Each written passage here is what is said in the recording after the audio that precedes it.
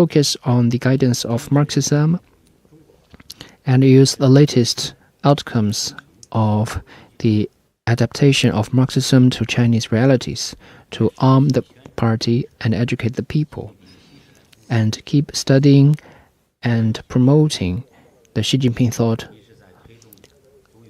of socialism with Chinese characteristics for a new era. First, we focus on reading the original texts, and we published the 4 editions of Xi Jinping on the Governance of China and the study materials of Xi Jinping thought on socialism with Chinese characteristics for a new era, so as to mobilize an enabling environment for the study across the party and the country.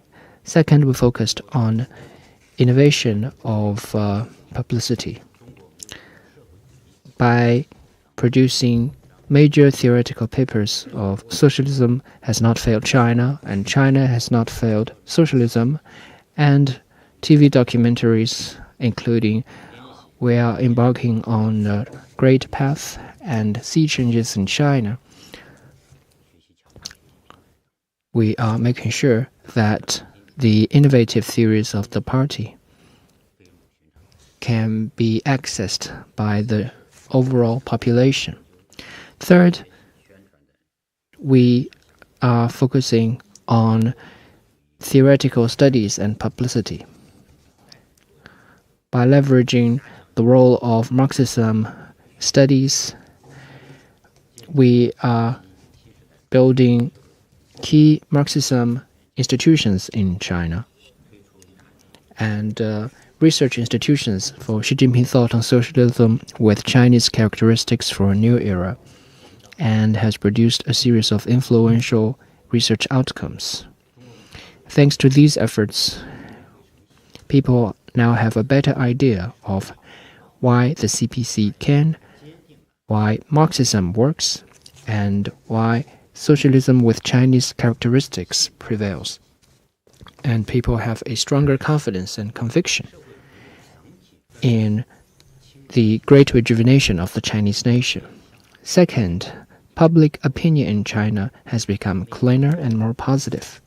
We are taking coordinated efforts both in China and abroad, and both on the internet and offline. We are explaining the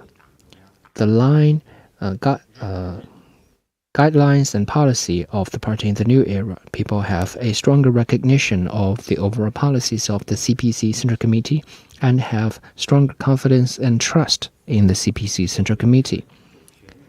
The mainstream of the social public opinion is stronger, and the positive energy is more powerful.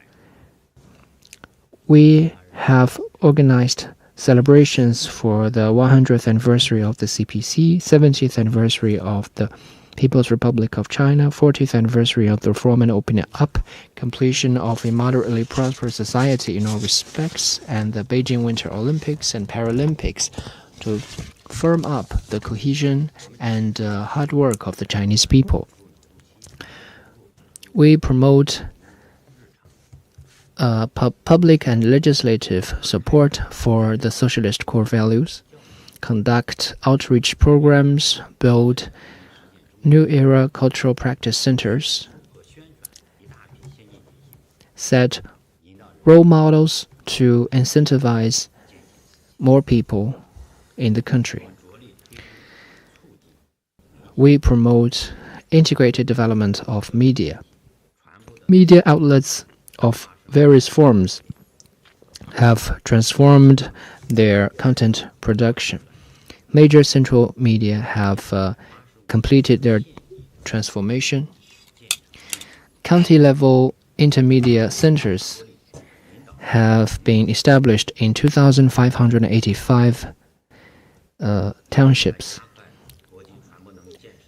We are speeding up the capacity building for international publicity to tell the Chinese story, send the Chinese voice, and deepen cultural exchanges as well as promoting the common values of all humanity. The Chinese image that is credible, lovable, and respected has become clearer, and the Chinese culture has become more influential. Third, the cultural sector and industry has been prospering. We deepened reform in the cultural sector to meet people's growing needs. First, we formulated the Nation of Culture Plan of Action 2021 to 2035, as well as the cultural development plans for 13th and 14th five-year plan periods to guide the high-quality development of the cultural sector. Second, we implemented major programs. We completed the CPC Museum, the Library of Publications, and built the national cultural parks of the Great Wall, the Grand Canal, Long March, the Yellow River, and Yangtze River. We advanced cultural programs including the compilation of Rejuvenation, China Encyclopedia, 3rd edition, and Chinese history. Third, we promoted outstanding cultural works, including the film Lake Changjin and TV series Years of Awakening and Mingling Town.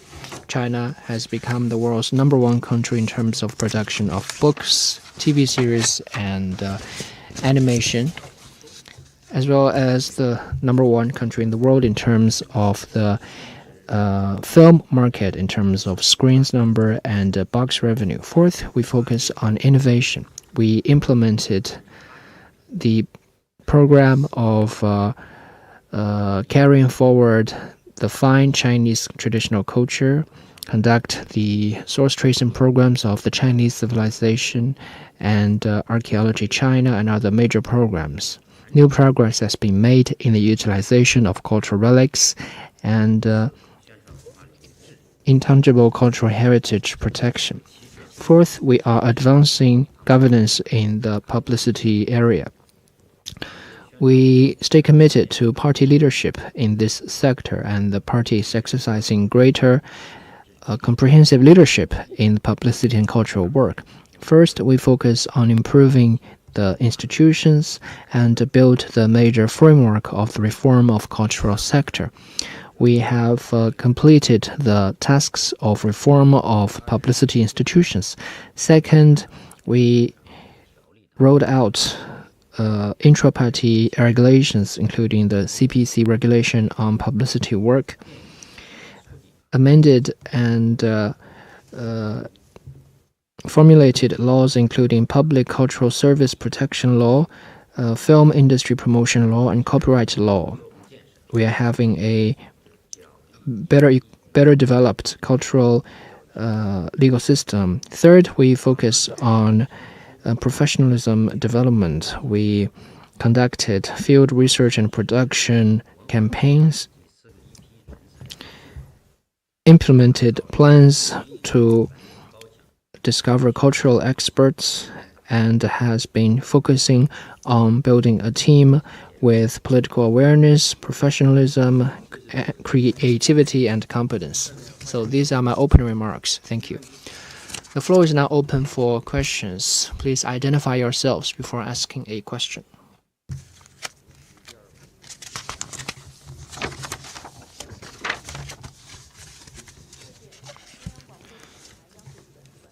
Thank you. With CCTV. After the completion of a moderately prosperous society in all respects, people now not only enjoy greater abundance in terms of material life, but also cultural life. In terms of the development of the public cultural service system to meet people's needs, what has been done? Thank you for your question. This question not only involves the publicity department, but also relevant other departments present today. So I will give you my answer first, and I will allow my colleagues to give more information.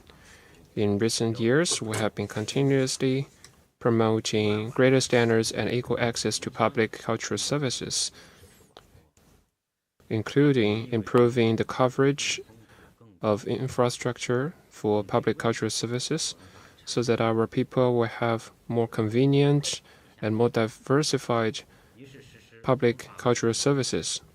Number one, we advanced cultural projects designed to benefit the people. The 13th and 14th five-year plans all had clear stipulations on developing public cultural services. We mainly focused on sharing of cultural information and resources, extending coverage of radio and television to villages and households, building household libraries in rural areas, and film projects for villages. By the end of 2021, across the country, we had 2,542 broadcast institutions, 3,215 public libraries, 3,316 cultural centers, and 6,183 museums, more than 40,000 community cultural stations, and more than 570,000 village cultural service centers, and 587,000 rural household libraries. So all the public libraries, culture centers, art museums, cultural stations, and most of the museums are open to the public for free. Second, we are improving the quality of products and services. We have built a national cloud for public cultural service, introduced smart services for radio and television, libraries, museums, and rural libraries. In 2021, public libraries across the country provided services for more than 100 million readers. And public cultural institutions provide services for more than 833 million people. Museums held 36,000 exhibitions, 323,000 educational activities, and received nearly 800 million audiences. We have also arranged art troops performances for schools and universities, and also in rural villages. Programs like China Ancient Poetry Contest and the Nostalgia for Hometown documentaries were very popular. Third, we have been introducing innovative ways for public services. We have encouraged the private sector to participate in service providing in the public cultural sector to advance the development of general branches of cultural centers and libraries in counties. By June this year, 2,674 counties across China have established general branches of cultural centers, and 2,642 have established general branches of libraries. Now I give the floor to my colleague. In the last decade, our ministry have been focusing on improving the quality of cultural services for the public. So in the past, we were talking about whether there is public cultural service or not, and now we are talking about whether this service is good or not. The first part of our work was improving the legal framework for public cultural services.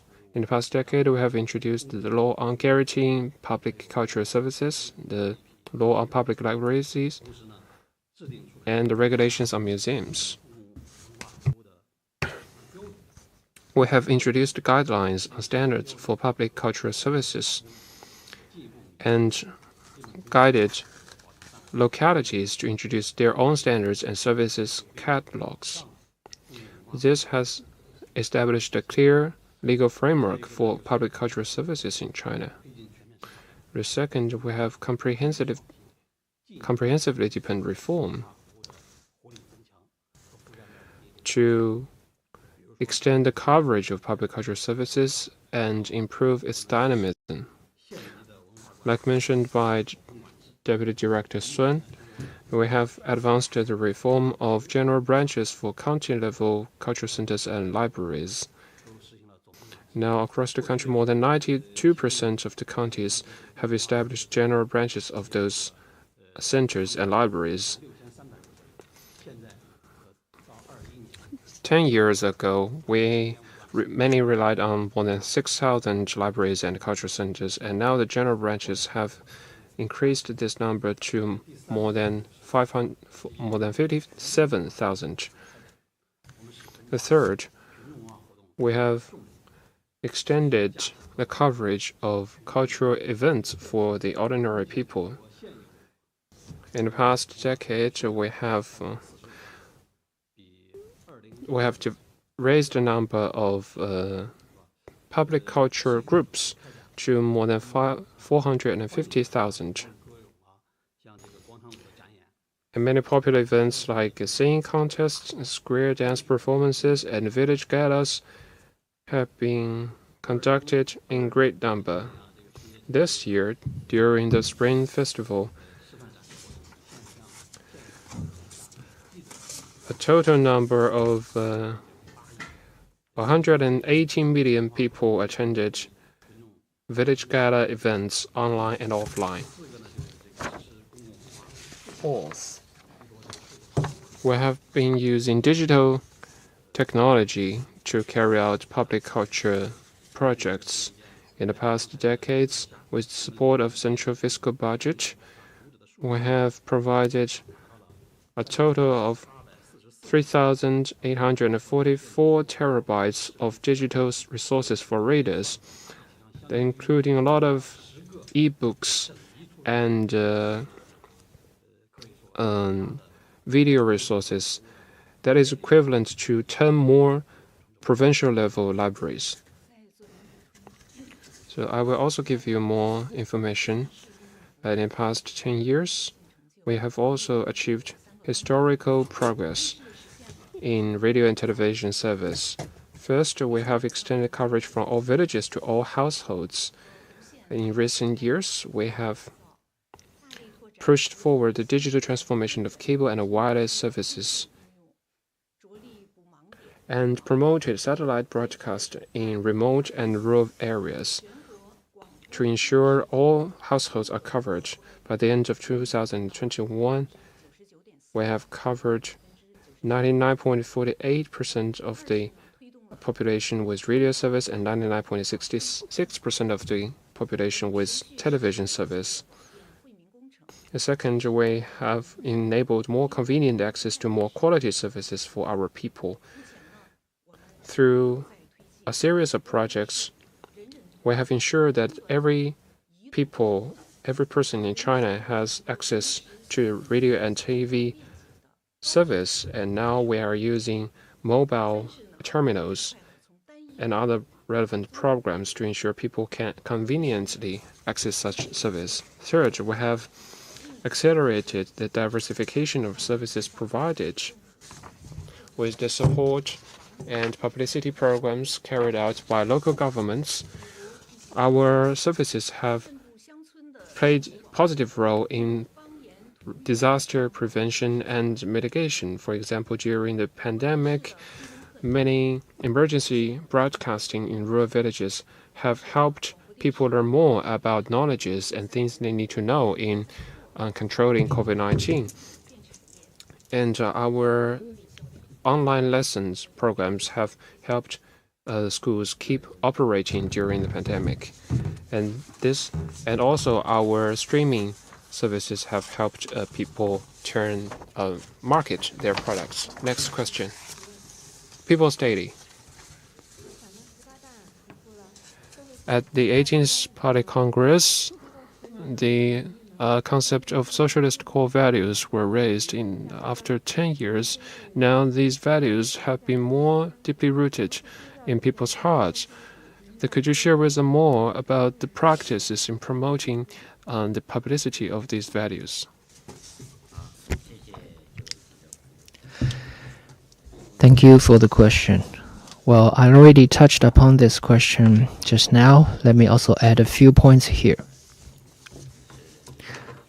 To foster and implement the socialist core values is a fundamental program. It concerns what kind of a country we are building, what kind of society we are fostering, and what kind of citizens we are educating. This is not something that happens overnight, but will last for a long time. In the past decade, we focused on educating new generation of people who will live up to the responsibility of rejuvenating the nation. We focused on implementation in details and kept advancing the development of socialist core values. First, top-level design.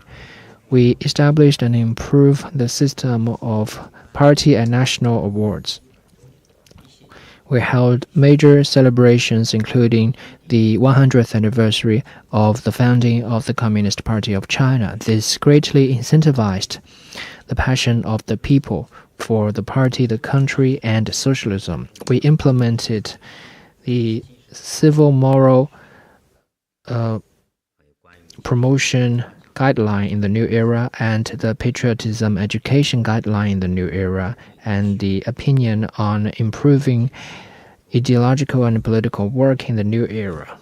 We amended and formulated the national anthem law, national banner law, national emblem law, and the heroes and martyrs protection law. Second, we focus on role models.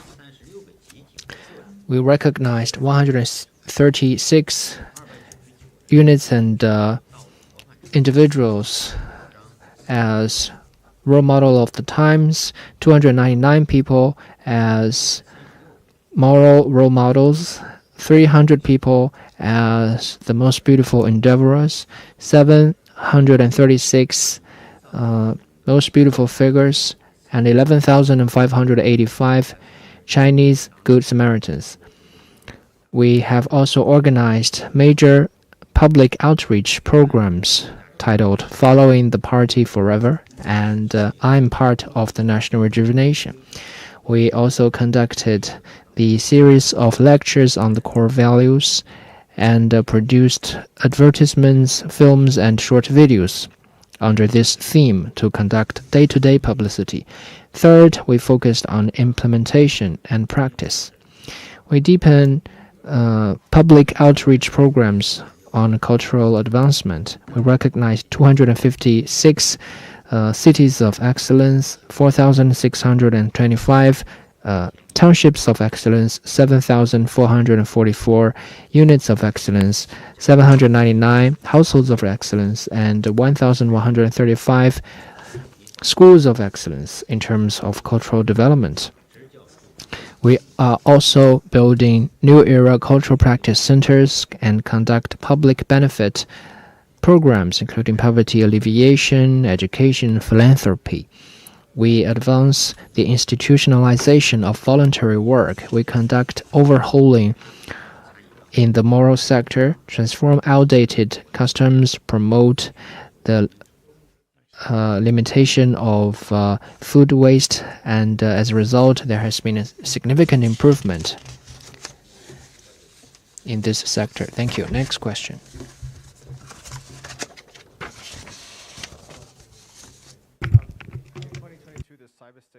The Cyberspace Administration kicked off the Qinglang campaign that removed online content from areas such as short videos, live streams, blogs, and newsletters, and also from content feeds created by algorithms.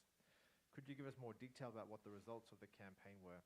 And going forward, will the Cyberspace Administration have a focus on similar operations? How will China's digital content space evolve in the future? Thank you.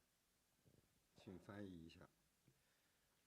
彭博新闻社记者提问：网信办开展2022年清朗系列专项行动以来，整治了短视频、直播、自媒体、算法等多个领域的情况。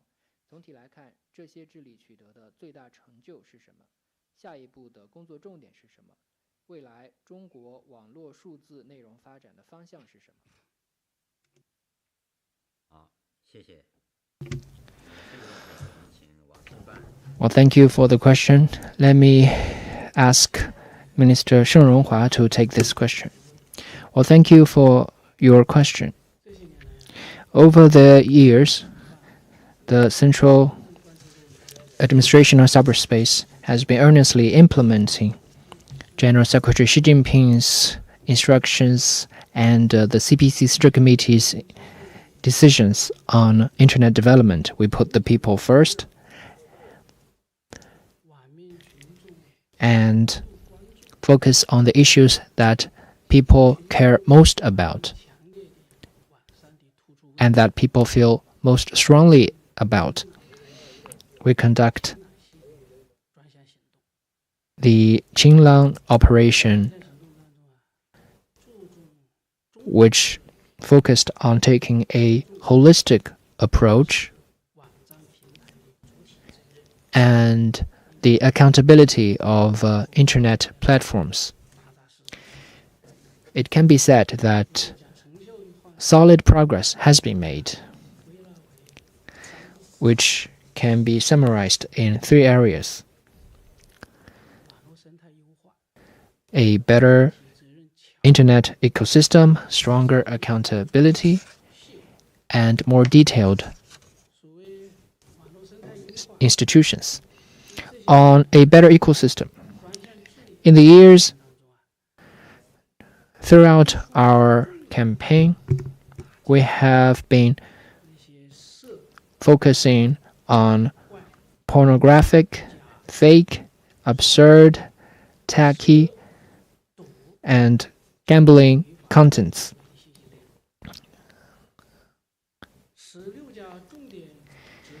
16 major live streaming and short video platforms since 2022 have overhauled 2.35 million contents and handled 218.6 thousand live streamers and short video accounts. This has been able to address issues including overtipping and lack of regulation. We also strengthened the management of internet accounts and self-run media outlets. We guided platforms to improve their algorithms to address issues including information cocoon, algorithm discrimination, and big data-based cheating. This has been able to foster a better ecosystem on the internet. Second, stronger accountability. That means in recent years we have been focusing on holistic management. It can be said that internet platforms are now taking the initiative to manage their contents instead of being asked to do so. We are improving management rules, strengthening information indicators, improving algorithms, and they have been taking the initiative to address and handle illegal and hazardous information, particularly on MCN institutions. Previously, there has been no clear spheres of accountability. After our efforts in recent years, these institutions are paying greater attention to the issue of information security of their accounts, and they are taking the initiative to accept public oversight. And public information accounts and live streamers are also issuing more positive information. In terms of more detailed institutions, we are working with relevant departments to formulate sector, link, and scenario-specific institutions and regulations that are operable.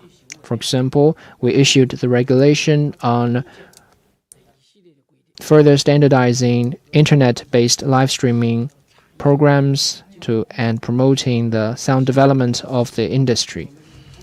Going forward, we will focus on what we call the 3 entities and 3 regulations. The 3 entities include internet platforms, information producers, and MCN institutions. Internet platforms need to supervise the information they release and focus on the management of key products. Information producers and MCN institutions must stick to the right direction and follow management requirements. For those who fail to redress their mistakes, they will be held accountable. The 3 regulations. First, the regulation for functions. That means there needs to be a stronger regulation for trending list, tipping, and linking, as well as other major functions. There also needs to be regulation on the application of technologies, including the use of algorithm. And such operation should be conducted on the basis of standards. Another thing is the regulation of the whole process management. We need to dig deep into the root causes of the malpractices to promote the sound development of this industry and sever the connection of interests. Going forward, we will build a series of major brands for cultural development in the internet sector so that the main melody will be stronger in the cyberspace. Thank you. Next question.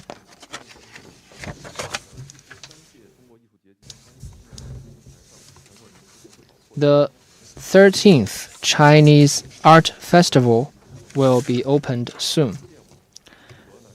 And there has been many excellent cultural works in China. So what has been the changes and what has been the latest outcomes and developments? Thank you for your question. And also, I want to thank you for your interest in the China Art Festival. Like you mentioned, in the coming September the 1st, the 13th China Art Festival will be held at the same time in Beijing, Tianjin, and Hebei province. During the festival, we'll be able to present a series of outstanding artworks in the past year. And now we are making the best preparations for the opening of this festival. And we look forward to your continued interest. In the past decade, under the guidance of Xi Jinping thought on socialism with Chinese characteristics for a new era, we have broken new grounds in the cultural sector. First, we successfully held a series of major art performances to show the trend of our time. Since the 18th Party Congress, we have held a series of major performances, especially, for example, last year under the personal instruction of General Secretary Xi Jinping, we performed the Great Journey, an epic performance celebrating the centenary of the CPC. To praise the historic achievements made by the party in the past century. And also this year we held the art gala Victory and Peace for the 70th anniversary of the victory of war of resistance against Japanese aggression. And also we held the art gala Our 4 Decades for the 40th anniversary of reform and opening up. And we conducted a musical dance performance, Strive for Our Dreams, for the 70th anniversary of New China. Well, second, there have been a large number of outstanding artworks to present the new landscape in the new area. Our people in the art sector have focused on the achievements of our party in the past century, focused on revitalization of rural areas, ethnic solidarity, and used their performances to tell stories of China well, to present to the people some outstanding figures in this process of history. For example, the musicals like Liu Qing and The Path were very popular. The Chinese language, the sculpture, and other music plays were also very popular among the people. Or third, we have promoted innovation and creativity in artworks. The people and artists in the art sector have carried forward the fine tradition of China and the fine traditions of China's revolution, and have given new versions of classic performances. For example, Mother, a classic musical play, and Greenland, a dance performance, have been so popular that it's even very hard to buy one ticket. Fourth, we have used new technologies to promote high-quality development of entertainment and cultural sector.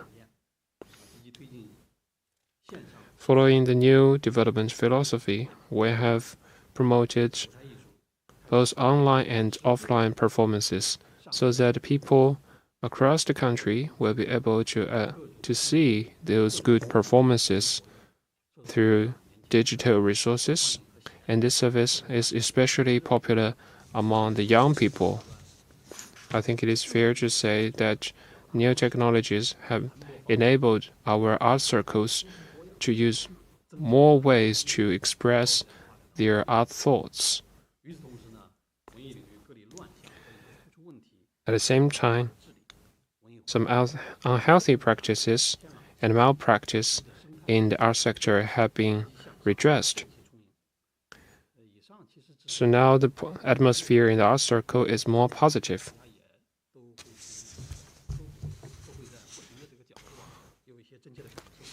I think this can be felt in our daily life. So going forward, we will continue to follow instructions from General Secretary Xi Jinping and to summarize the good practices in the past and to explore new ways to present more good artworks for the general public. Thank you. Next question.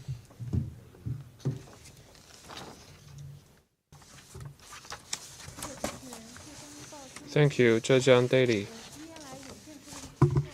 In the past decade, we have seen a lot of very popular TV dramas, including The Mining Town, have attracted a lot of fans. So my question is, what has those good works played? What role have they played in guiding the general public and pulling the mental strengths? Thank you. Let me ask Vice Minister Meng Dong to take this question. Thank you. Over the past decade, China's radio and TV and visual audio work has been focused on the direction of putting people first. There has been more excellent works in more genres with higher quality, meeting the people's need and giving the people a stronger boost. Its role can be characterized as the following three areas. First, works regarding major themes have become the people's basic need. Focus on the major events of the party and the country. There has been a number of excellent works in terms of TV and internet audiovisual. For the 17th anniversary of the PRC, there was diplomatic events as a TV series. On poverty alleviation, there was the Mingling Town. On the 100th anniversary of the CPC, there was the Years of Awakening and Honor. Many people ask whether there are sequels to these TV series. Many internet users say Our Happy Lives Now are a sequel to the TV series. And many watchers of Mingling Town see themselves as villagers of the town. Second, we are using realistic works to inspire stronger endeavor. Realistic works have always been the mainstream of China's TV and internet audiovisual works. In terms of TV series in 2012, realistic works accounted for 56%, and by 2021 it becomes 74%.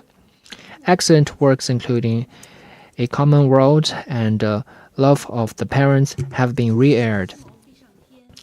Also, works including Feather Fly and A Lifelong Journey have been drawing nutrients from life. In the past decade, realistic works have kept a record of the development of the times and have provided the cultural power for the viewers. Third, innovative recreation of the fine traditional culture has inspired the cultural confidence of the people. Innovation of TV and audiovisual works have been able to reproduce fine traditional culture of China. TV programs including National Treasure, China in the Classics, and Classics Forever are widely popular. The series programs of Chinese festivals have recreated classical scenarios, including the Shangyuan Lantern Festival and the Luoshen Ode. These cultural programs have inspired the cultural confidence of the people, especially the youth. In the run-up to the party's 20th Congress, we are making plans for creations under this theme, including TV series and cultural programs and internet audiovisual programs that are coming out of the pipe. And there will also be excellent works incoming, including Thought of the Country, the past decade, the Compound of the County Committee, and Our New Era, and the 10-year path for our dream, as well as other TV programs, which will be produced in the near future. Thank you. Next question.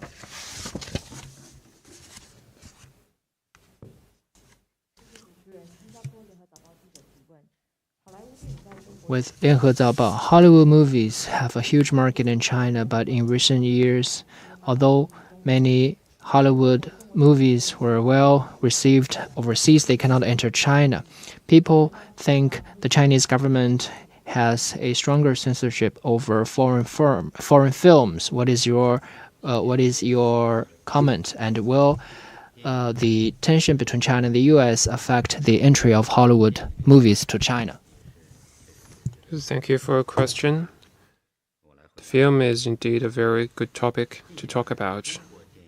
In recent years, the quantity, quality The box office and popularity of Chinese films have seen rapid development. While meeting people's cultural needs, film industry has become a very promising big market. As far as I know, China has become the largest overseas market for American films. In the past decade, we actually imported a lot of American films. American films accounted a huge share of 41% in all the imported films. And also this film had a very good box office in China. The numbers we have show that in recent years, 33 American films had more than 1 billion yuan of box office in China, and 5 of them had over 2 billion yuan of box office. For some American films, their box office in China was even higher than their box office in American homeland. So I think it is understandable for you to have interest in this question. Meanwhile, we have also noticed that in the recent 2 years, American films have poorer performance in the Chinese market. I think this result is caused by many factors. For example, the pandemic. Due to the impact of COVID-19, production and release of films by all countries have been affected to different extents, and international exchange and cooperation of films has also slowed down. Also, with the rapid development of China's economy and society, and with a changing taste and better living standard of the Chinese audience, the general public in China have raised a higher requirement for the films they watch. We practice the system of socialist market economy. Our openness is openness to the whole world. So we will import whichever film that has good quality and that meets the taste of the Chinese audience. So we also hope that American films will continue to increase their quality while respecting the culture, customs, and the traditions of the recipient countries to meet the expectations of Chinese audience.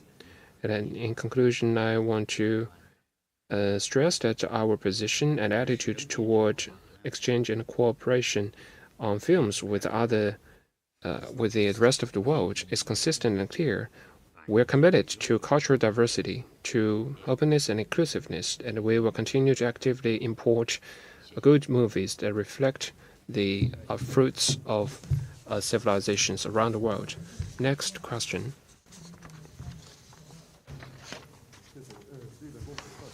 Kyoto News.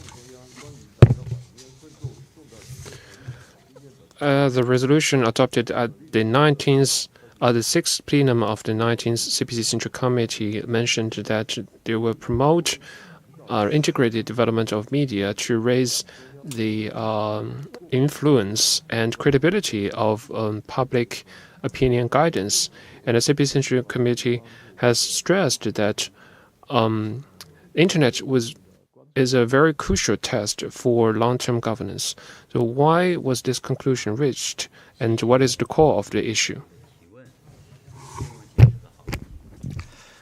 Well, thank you for the question. It is a very good question, and it also shows that you are following very closely on the Communist Party of China. If you cannot pass the test of the Internet, you cannot pass the test for long-term governance. This is a major assessment made by General Secretary Xi Jinping. It is also a conclusion that the CPC has drawn from the promotion of the sound development of the internet. My understanding is that the importance of this issue can be summarized in the following areas. First, the mission of the CPC is to wholeheartedly serve the people, and governance for the people is a major philosophy of the CPC. The biggest support of the CPC is the people. Without the support of the people, we will lose the foundation for our governance, and that means we should extend our work to wherever the people are, and we should respond to whatever the people call for. China now has an internet coverage ratio of 73%. There are 103 million Chinese people using the internet. 1.03 billion Chinese people using the internet. So in recent years, we have made a lot of efforts in terms of learning the internet and using the internet. The year before next year, during the formulation of the 14th Five-Year Plan, and this year regarding the 20th Party Congress, we have conducted opinions on the internet, which has been very effective. Second, the governance of the CPC is surrounded on a fundamental task that is to emancipate and grow productivity to meet the people's need for a better life.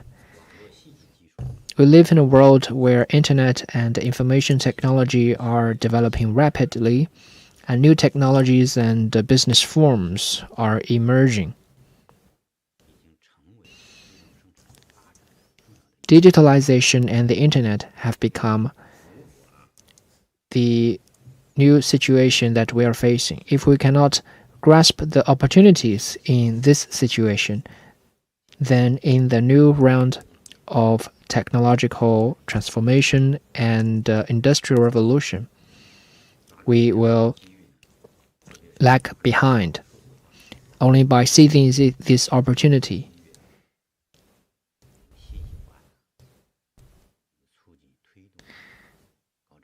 can we promote high quality development and the industrialization of this sector, and this will help speed up China's modernization.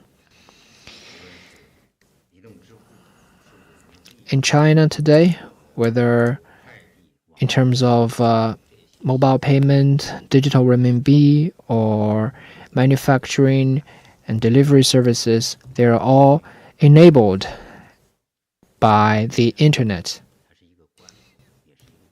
So the internet is not only a test but also an opportunity. Third, for a political party to govern in the long term, it must improve its governance capability and improve the modernization of the state governance system and governance capability. From the people's life to the security of national key infrastructures, internet is ubiquitous. It can be said that without internet governance, there can be no modernization of the governance system and governance capability. While in turn, the modernization of internet governance can also contribute to the modernization of overall governance. A safe, stable, and prosperous cyberspace is crucial to a country and world peace and development.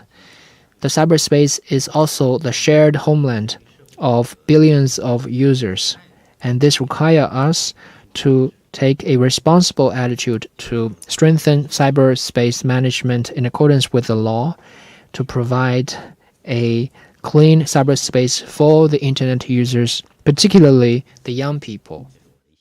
So these are my personal observations for your reference. Thank you. Next question.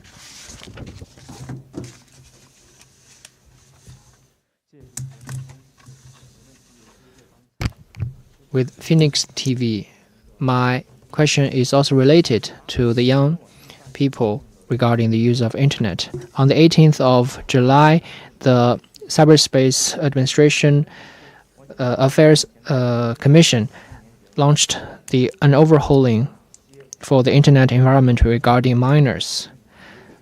What are the major problems affecting the growth of minors, and what measures have been taken, and what are the future considerations? Thank you. So I'll give the floor to Vice Minister Shen. Thank you for your question. Protecting healthy use of the internet by the juvenile is increasingly a topic of public interest. This is also a priority in our administration and also a very difficult issue to handle. I think at present there are three prominent issues in this aspect.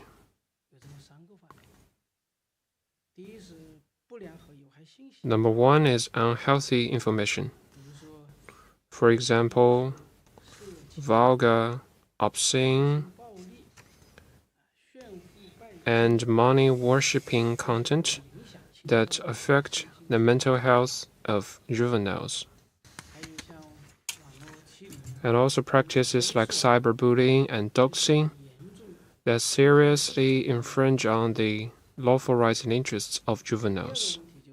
The second issue is internet addiction. We have explored many ways to address this problem, and many platforms have made their own efforts. In addressing internet addiction, I think we have made some progress. But of course, there is room for improvement. For example, some websites and platforms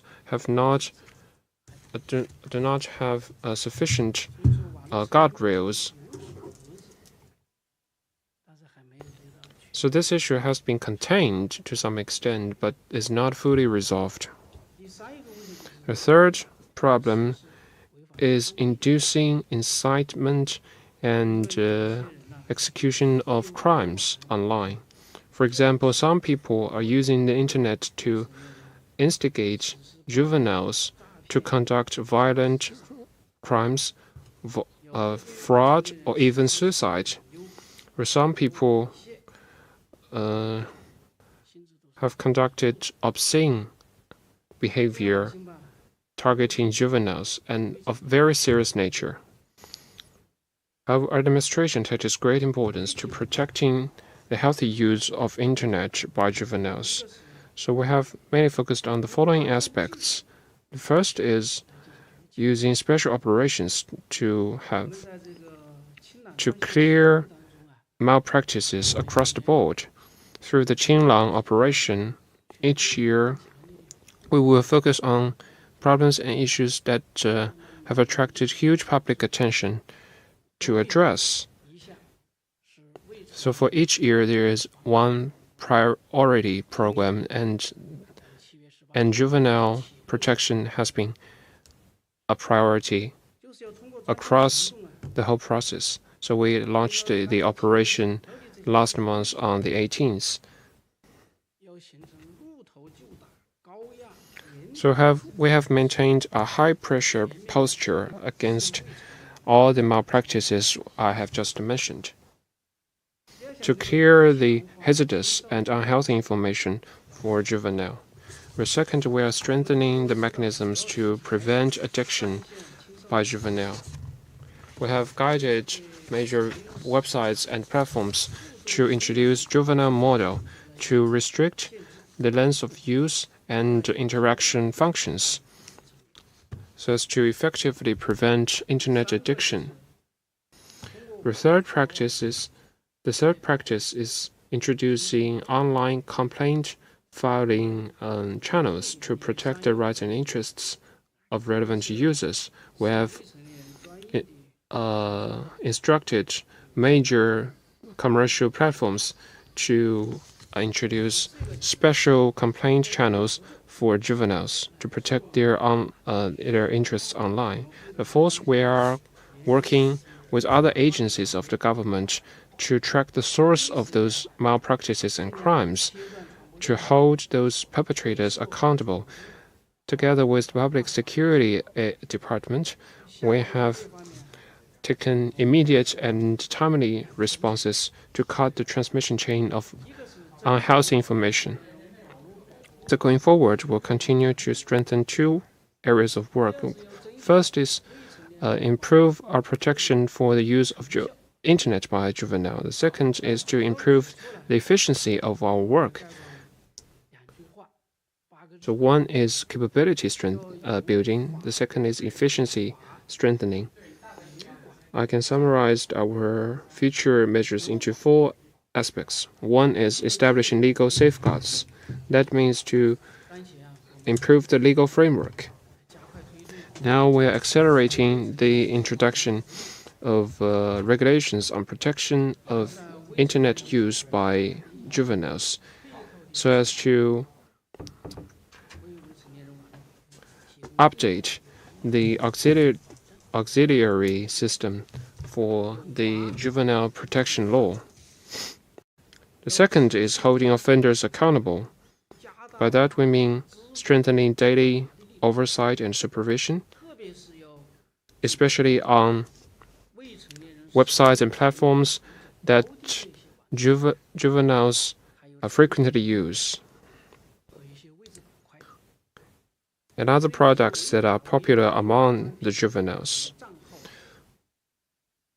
Platforms and accounts that violate rules and relevant laws will be held account in a serious manner.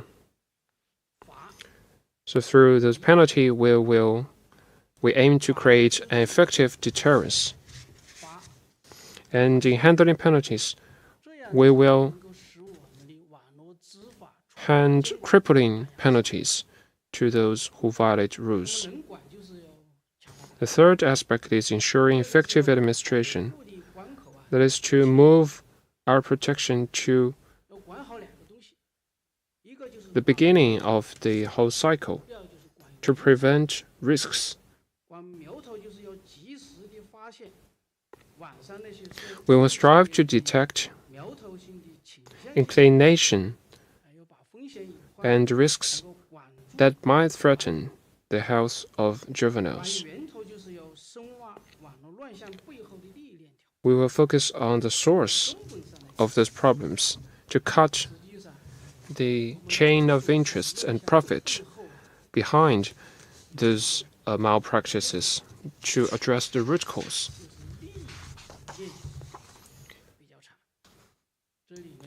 So we have learned that some capital is involved in this very long chain of profit behind some practices online.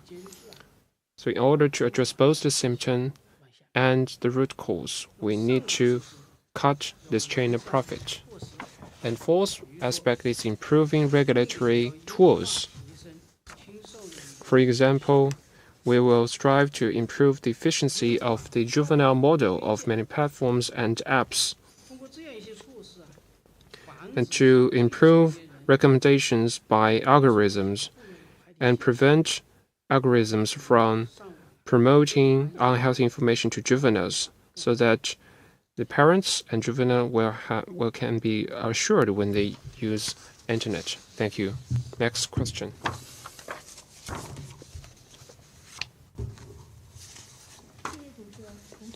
Thank you, Red Star News.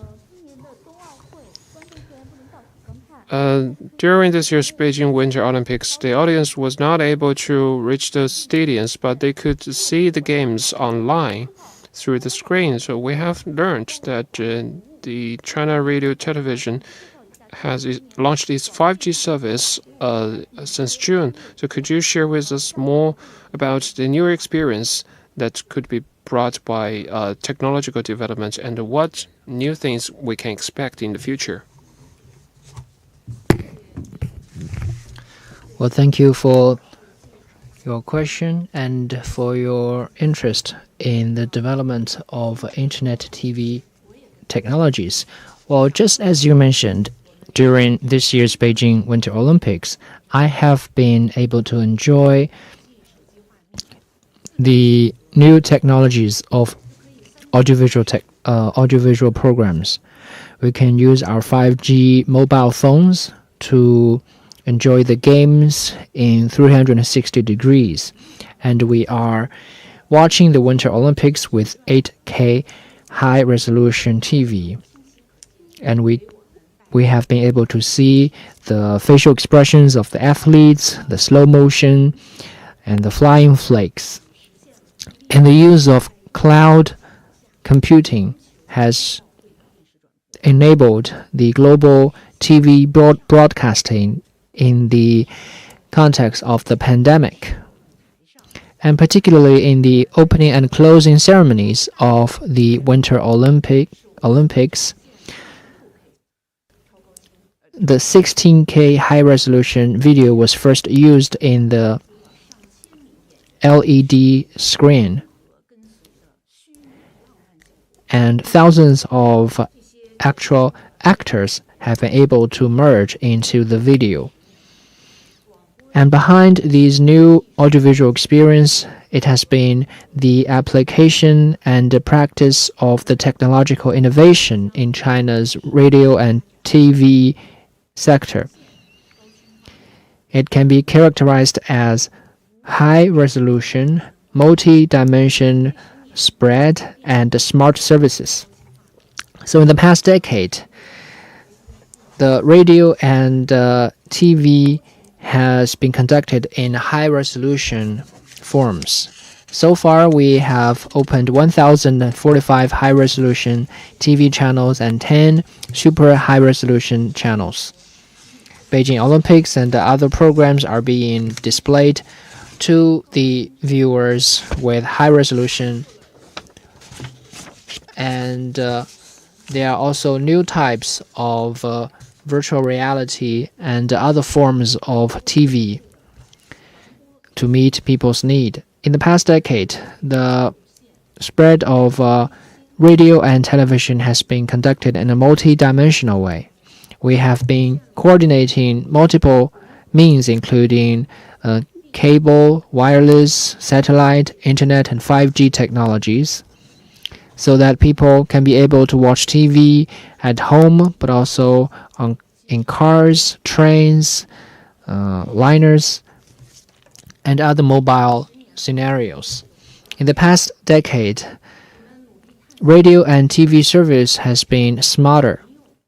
We are exploring the new application of the use of radio and TV for governance, for the people, and for commercial uses. When people are watching TV, they can also use TV to access e-governance, online education, medical services, social security, and other general services. On the 27th of June this year, China Radio and TV 5G network has been officially launched. Smart radio and TV has been integrated into the digital life of the people. Going forward, TV will not be just a TV. We are now working for breakthroughs for TV in the future. TV in the future will provide more immersive experience for the viewers, as well as smarter application in more areas. So this is my answer. Thank you. Next question. The last two questions.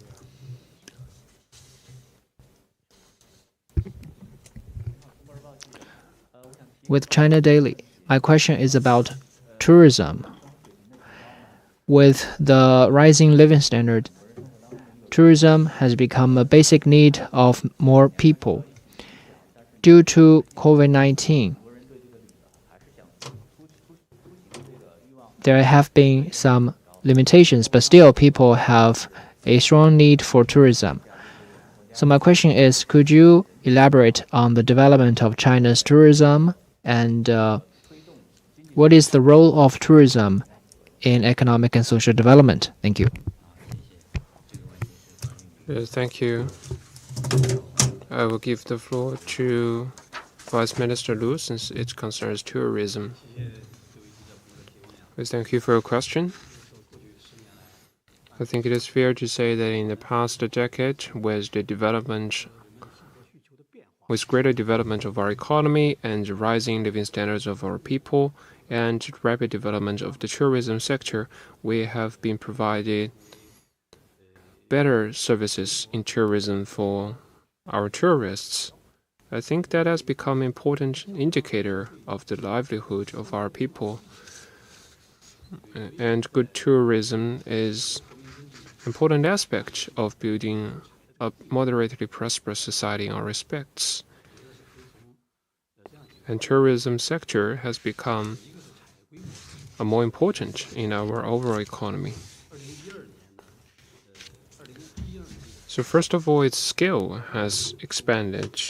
Since 2012, our tourism revenue has increased by 10.6% year-on-year on average. And total sales has counted for around 4.56% of our total GDP, despite the serious impact of COVID-19. The important role of tourism in our overall economy has not changed. Whereas second, tourism products have improved in the past decade, and there have been more forms of tourism services. For example, 10 years ago, we had 642 A-level tourist sites. And last year, this number has increased to 14,332, increased by 1.7% times. We have introduced 671 national level and provincial level tourism resorts and 1,299 village tourism, major tourism villages. We have created a tourism product supply system that is diversified and has wide coverage of areas, including industrial tourism, traditional Chinese medicine tourism, sports tourism, winter sports tourism, research and study tourism, and camping tourism. Third, we have been committed to promoting cultural development through tourism. This has increased the cultural dimension of tourism products. Through tourism products, the tourists have been able to learn more about the fine and traditional culture of our country, to learn more about the revolution history, to learn about the advanced culture of socialism. And our traditional cultural sites have increased by almost 2 times in the past decade. And tourism to revolutionary history sites have increased, especially among the party cadres. Also, tourism to rural villages has contributed a lot to the development of those areas. We have created a huge number of major tourism villages. That has allowed some villages which used to be very poor to become more beautiful and more prosperous. And rural tourism has increased by 20% year-on-year on average. The tourism sector has suffered a lot of impact since the beginning of the pandemic, and we have been earnestly implementing the instructions and policies made by the CPC Central Committee to promote the recovery of the tourism sector while ensuring effective COVID control.